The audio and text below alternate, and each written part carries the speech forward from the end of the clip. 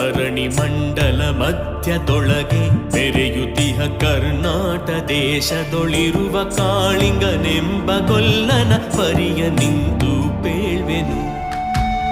ಕೊಂದು ತಿನ್ನುವೆನೆಂಬ ಹುಲಿಗೆ ಚಂದದಿಂದ ಭಾಷೆಯಿತ್ತು, ಕಂದ ನಿನ್ನನು ನೋಡಿ ಹೋಗುವೆನೆಂದು ಬಂದೆನು ತೊಟ್ಟಿಗೆ. ಆರ ಮೊಲೆಯನ್ನು ಕುಡಿಯಲಮ್ಮ, ಆರ ಸೇರಿ ಬದುಕಲಮ್ಮ. ಹಬ್ಬಿದ ಮಲೆ ಮಧ್ಯದೊಳಗೆ ಅದ್ಭುತ